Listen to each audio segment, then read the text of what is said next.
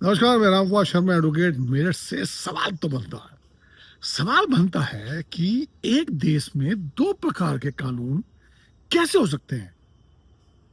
एक कानून गरीबों के लिए, मजलूमों के लिए, एक कानून अमीरों के लिए, नेताओं के लिए। कानून एक है, लेकिन व्यवस्थाएं, अनुपालन करने का तरीका, इम्प्लीमेंटेशन, कार्रवाई दोनों की अलग है, लेकिन विधि एक है। एक विधि के दो प्रारूप कैसे हो सकते हैं, बस यही से सवाल बनता है। अगर एक आम आदमी, उसकी बात नहीं सुनी जा रही है, वो अधिकारियों चक्कर लगाता है, एप्लीकेशन देके थक जाता है। वैसे भी हमारे देश की जो न्यायिक प्रक्रिया है, बहुत बहुत बहुत कठिन प्रक्रिया है। न्याय तो मिलता है साहब, लेकिन व्यक्ति ना टूट जाता है, थक जाता है, तोड़ दिया जाता है, थका दिया जाता है। और कभी कभी कोई अधिकारी होता है, उसको न्याय देता है, वरना वो मरकब जाता है और समझौता हो जाता है। लेकिन अगर वो व्यक्ति, वो आम आदमी की बात नहीं सुनी जा रही हो, वो धरना प्रदर्शन करेगा, नारेबाजी करेगा। अगर वो भी करता है तो धारा 144 लगाकर 151 चालान कर दिया जाएगा। राष्ट्र विरोधी या सत्ता विरोधी की बातें कही तो उसके विरुद्ध विभिन्न धाराओं में मुकदमा पंजीकृत कर जेल ठूस दिया जाएगा। लेकिन एक वो व्यक्ति, वो धनाढ़ व्यक्ति, वो धन्ना सेठ, वो बाहुबली, जो खुलेआम कानून का दोहन करते हैं, खुलेआम कानून का को नतक बना के अपने अंगने में नचाते हैं, पैसों की बौछार करते हैं उनके ऊपर, नचाते हैं उसको अपनी उंगलियों पर, और कानून का मखौल उड़ाते हुए अवैध निर्माण से लेके, कानून तोड़ने से लेके, व्यभिचार, भ्रष्टाचार, बलात्कार, ये सब करते हैं। उनके खिलाफ कोई कार्रवाई इसलिए नहीं हो पाती कि वो धन्ना सेठ है। वो सत्ता में पहुंचाने के लिए व्यवस्थाएं पैदा करते हैं। लेकिन ये तो किसी के पे नहीं होते ना। सत्ता चाहे बीजेपी की हो या कांग्रेस की हो, सपा की हो, ये तो सत्ता के साथ चलने वाले लोग होते हैं। इनके लिए वो कानून काम क्यों नहीं करता, यही से सवाल बनता है। आपको याद होगा कि मैं काफी टाइम से, एक है धन्ना सेठ मेरठ के, तानिया मोटर्स नेक्सा शोरूम है बच्चा पार्क पे, उनसे लड़ रहा हूं। हालांकि ये मेरी व्यक्तिगत लड़ाई इसलिए बनी कि व्यक्तिगत रूप से उसने मेरे पे आघात किया, हमला किया। एक इन लोगों ने क्या किया कि अवैध निर्माण की सारी सीमाएं पार कर दी साहब।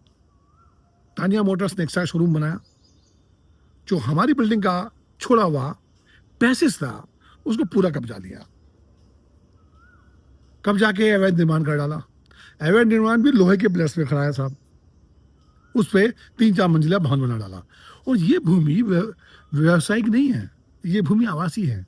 आवासीय में नक्शे पास कराए और वो व्यावसायिक गतिविधियां कर रहे हैं। उसी भूमि पर 2 अलग अलग नामों से बिजली के कनेक्शन ले लिए गए, एक तानिया मोटर्स के नाम से, एक हर्ष घर के नाम से। यहां भी राजस्व की चोरी करी गई, कानून का उल्लंघन किया गया, मिलकर करा गया विभाग के साथ। अब 6 केवीए का, 106 केवीए का इनको कनेक्शन चाहिए होता है, उसके लिए ट्रांसफार्मर लगाना होगा, लाखों रुपए खर्च करने होंगे और हजारों रुपए सरकार को देने होंगे। लेकिन सरकार के इतने ईमानदार अधिकारी हैं, इतने शानदार अधिकारी हैं, ऐसे लोगों को दया दृष्टि भाव रखते हैं, बड़ा प्रेम रखते हैं ऐसे लोगों के साथ। छोड़ दिया, अलग अलग कनेक्शन दे दिए, व्यवसाय एक, विधि एक, 2 कनेक्शन अलग अलग दे दिए। और एक आम आदमी का कला चूसते हैं। अगर एक दिन डिले हो जाए, 2 दिन डिले हो जाए, तो उसका कनेक्शन काट देंगे, कनेक्शन लेने के लिए रुलाएंगे। थोड़ा सा अवैध निर्माण कर ले, हालांकि अवैध निर्माण तो अवैध ही होता है, थोड़ा कानून का उल्लंघन हो जाए तो बुलडोजर चला देंगे साहब। ये तमाम कानूनों का उल्लंघन कर रहे हैं और इनका कुछ नहीं हो पा रहा है। ये तो हो गया बच्चा पार्क स्थित आरजी इंटर रोका प्रकरण। ऐसे इन्होंने किला रोड पे एक संस्थान बनाया हुआ है आकाशवाणी भवन के सामने, ध्वस्तीकरण तक के आदेश हो चुके हैं साहब, 2024 में हो चुके हैं, सारी कार्रवाई हो चुकी है, काला पूर्ति सारी हो चुकी है। काला पूर्ति में तो विभाग का जवाब नहीं है, लेकिन साहब अभी आश्चर्यजनक रूप से कार्रवाई नहीं हो पाती है। ऐसे ही दिल्ली रोड पर इनका, दिल्ली बाईपास पर एक शोरूम है, वहां भी इस प्रकार का अवैध निर्माण हुए हैं, कुछ भूमि कब्जाई हुई है। तो ये जो है, इनको ये कर क्यों नहीं पा रहे इनके खिलाफ कार्रवाई? इसलिए नहीं कर पा रहे कि लखनऊ में एक अधिकारी हैं, बड़े आईएएस सीनियर हैं, डरते हैं लोग उनसे, उनके प्रभाव का इस्तेमाल करते हैं, उनको बदनाम करते हैं।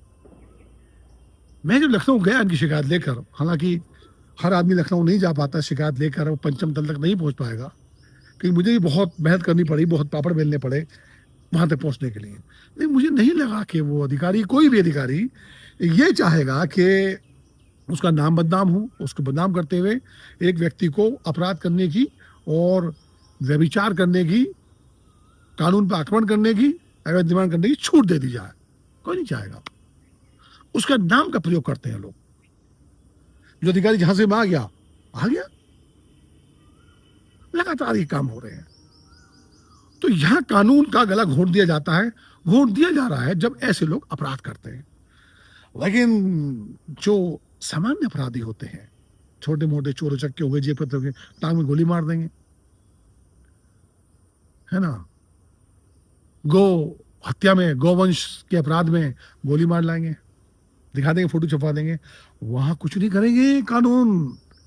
जहां 5 बड़ी फैक्ट्रियां, 5 बड़े कारखाने, कत्ल खाने, वहां सभी प्रकार के पशुओं का, निजी प्राणियों का वध किया जाता है और दूसरे स्थान पर हिंदुस्तान आ जाता है। तो कानून उनके लिए अलग हो गया, आम जनता के लिए अलग हो गया। गजब का माहौल है साहब। लड़ते लड़ते जो है आदमी थक जाता है लोगों से। अधिकारियों चक्कर काटते काटते, अधिकारी मीठी गोली देने में एक्सपर्ट होते हैं। आईएएस को ट्रेनिंग दी जाती है, मुस्कुरा के बात कीजिए, पानी पिलाइए, अच्छी बातें कीजिए, बस कार्रवाई चल रही है। सारे नियम कायदे हमको बता दिए जाएंगे। लेकिन अगर किसी आम आदमी, साधारण आदमी ने, विपक्ष कोई आदमी हो और मुसलमान हो, तो समझ लो काम का काम हो गया उसका। 1 बजे की बात हो, सत्ता के जितने लोग हैं, सत्ता पक्ष के वर्तमान में, मुझसे काफी लोगों की बात हुई, इनके खिलाफ तो हैं, पर मेरे साथ आने को तैयार नहीं है। खुल के कोई साथ आने को तैयार नहीं है। और बहुत सारे लोग इनको सपोर्ट कर रहे हैं, सपोर्ट करते हैं। क्यों भैया, क्यों सपोर्ट करते हैं?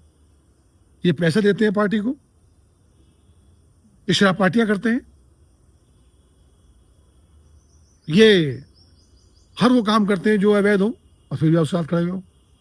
तो पार्टियों को चंदा देने से या नेताओं को चंदा देने से इनको पार्टी ये अधिकार दे देती है कि ये अवैध निर्माण करें, कानून का उल्लंघन करें, कानून का दोहन करें, दूसरे की प्रॉपर्टी को कब्जाएं। तो उन अपराधियों में जो बदमाशी करते हैं गिरोहबंद तरीके से, जबरन मारपीट दूसरे की प्रॉपर्टी निकाल देते हैं, और इस व्हाइट कॉलर लोगों में अंतर क्या है, इसे सवाल बनता है। लड़ाई तो लंबी है, सुप्रीम कोर्ट तक जाना होगा। मैं आपसे इसलिए बात कर रहा हूं कि मैं मानसिक रूप से आपसे सपोर्ट चाहता हूं। कई लोगों ने इसमें, कई पार्टी के कहे, पार्टी आम आदमी पार्टी के अंकुश चौधरी हैं, उन्होंने प्रत्यक्ष रूप से आके संज्ञान लिया, अधिकारियों से मिले और चेतावनी दी। चला मैं ऐसे जज्बे को। देखिए, आवाज नहीं उठाओगे, मैंने जो गलती करी उसमें आवाज ना उठाकर, नहीं बात करके, उसका परिणाम मैं भुगत रहा हूं। अपराध तो अपराध है, अपराधी तो अपराधी है, छोटा हो बड़ा हो, किस धर्म का हो, किस जाति का हो, इससे फर्क नहीं पड़ता। नहीं बोलोगे, नहीं आवाज उठाओगे तो धीरे धीरे करके कत्ल कर दी जाओगे, मार दी जाओगे, बर्बाद कर दी जाओगे। ये याद रख लीजिएगा।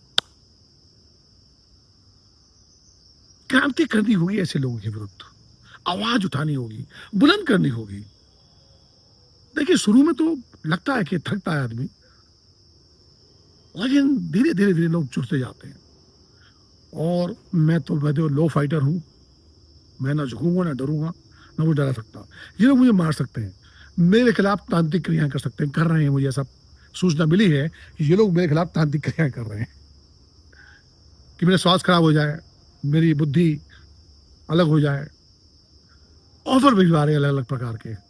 लेकिन साहब, ना मैं ऑफरों से व्यवस्थित होने वाला हूं, ना मैं तांत्रिक क्रियाओं से, कि ईश्वर मेरे साथ है।